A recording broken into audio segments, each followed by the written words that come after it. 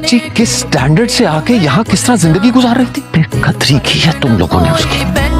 वो पहले भी यहाँ आई नहीं थी, भेजी गई थी। मेरी फिक्र होती तो वो रोक ना लेता। वो अरे ना, ये गाड़ी मेरी है ना, मेरा फर्ज है कि इस गाड़ी को यहाँ वहाँ पार्क करता फिरूं।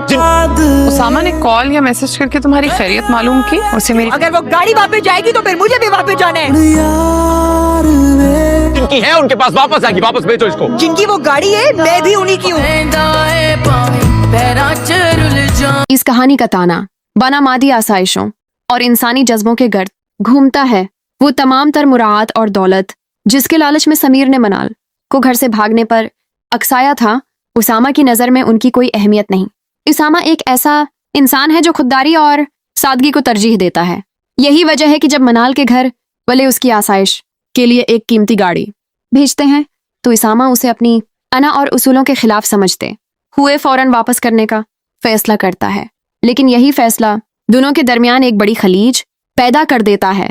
मनाल जो एक अमीर घराने से आई है उसामा की इस गैरत और सोच को समझने से कासिर रहती है।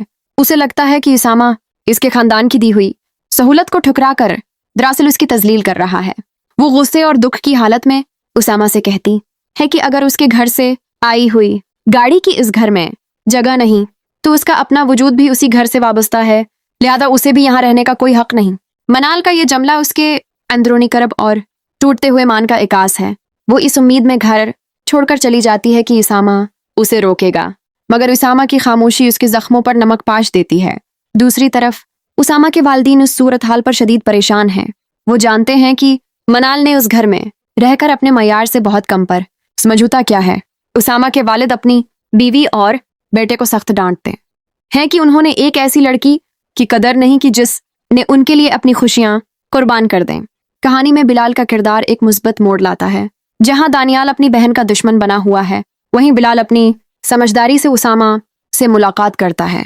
वो उसामा की शख्सियत और उसके उसूलों से इस कदर मुतासिर होता है कि उसे मनाल का इंतखाब बेहतरीन महसूस होने लगता है।